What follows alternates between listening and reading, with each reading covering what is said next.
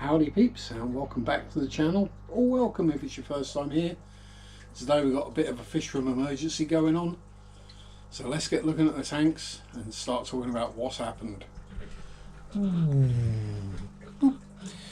So here we are at Big Tank. Yes, interestingly named because it is my biggest tank. Now this morning when I was starting my water changes, I noticed a problem. The male limias, of which there are several, especially that boy down there, I think is the alpha, as it were, had decided to gang up on, or were attacking, my poor male Nanacara anomala. Well, we've got to have happy caras and baby fishes, no matter what happens. So yeah, quick decision needed to be made. What do we do with everything? Where do we move the Nanacaras to keep them safe? Which shouldn't be too much of an issue in a fish room. You think, oh, you know, just chuck them in another tank. The problem is, due to Plekmageddon, all my tanks are full with, you know, heavily overstocked, shall we put it that way? Oh, he's after another girl again. More happy caras. So we had a quick think and we decided that the 40 litre or 10 gallon cold water tank, which was housing, you might be able to see one down there, a couple down there, the Palliata scories, the white clouds, some shrimp and ember, the last remaining ember tetra. There you go, there's a nice close up on a peppercorey.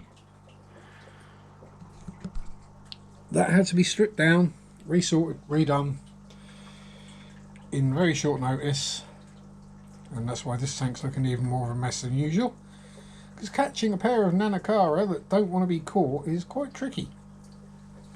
Although in the process I did capture the big escaped plecklet, which is always a bonus. She was about 3 inches long. So let's move over to top of tank and we'll see what's been going on, shall we? And page the Sharpie fade to black edit. Ooh. And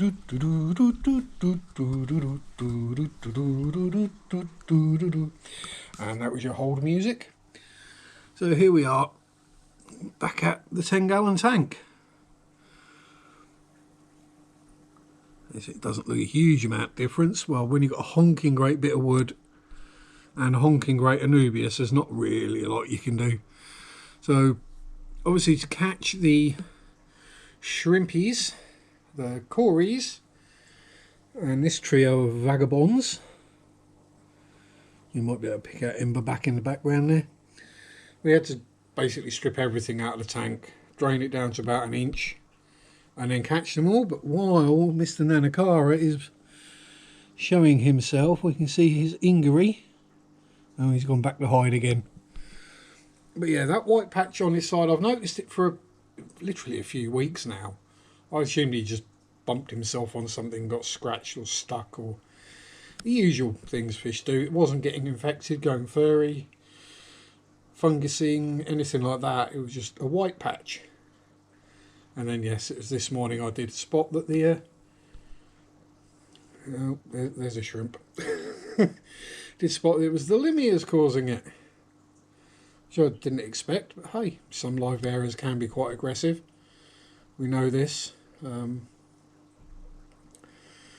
But yeah, so very quick notice, clear out the tank, pull all the plants out, blah blah blah blah blah, reset it up, add coconut hut, replant-ish a crypt,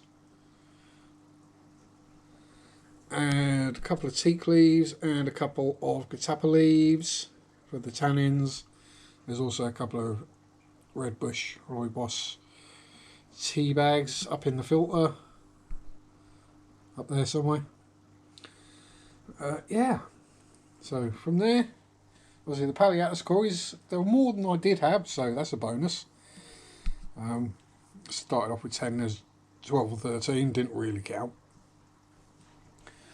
So the shrimp have come in here with the rest of the shrimpy carnage. I mean, yeah, basically wherever you look in this tank there are shrimp of one colour or another. A lot of wild types, but that's not a problem. Wild type is cool and you get all sorts of weird and funky patterns. Like that dude.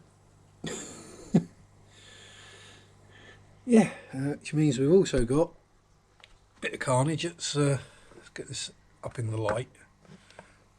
Some of the plants that came out that I've got to figure out something to do with. Either replant or chuck them in a plecklet tank and they can get munched.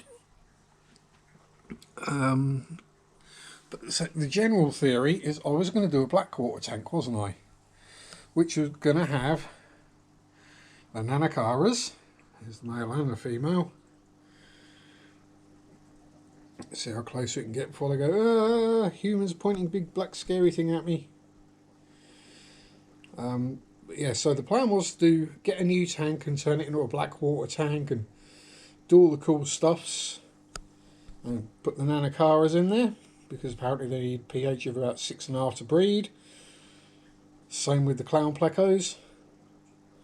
There we go, he's showing us his injury again. Poor boy, hopefully he'll heal up soon. Missy, oh, they've lost colour obviously because they've been, you know, chased around, caught in a bucket, moved to a new tank, all that good stuff. But yeah, so this is what's going to become the black water tank at some point. It was just kind of emergency to get everything set up and sorted and ready to go. There they are. Mr. and Mrs. Hopefully we can get them breeding. Perhaps that might be why they weren't breeding, was they were scared poopless of the limias. I never know.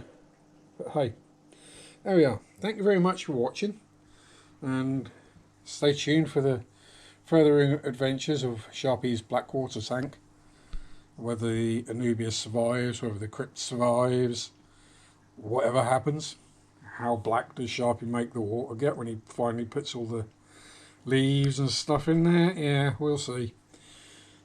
Starts running rainwater, which is rich in tannins already, but you know, all that stuff. Anyway, thank you very much for watching. Don't forget, like, subscribe, notification bell, and join if you like as well. There's a button down there somewhere for joinage. And any questions, stick them in the comments section. I'm sure I've missed a bunch out of this one because I'm a bit brain frazzled at the moment. Yeah, let us know. Got any ideas, thoughts, questions, randomness? But thank you very much for watching. Enjoy your fish keeping. Hopefully it's not as panicked as mine was this morning. Peace out. Have fun. Rock on. Bye bye.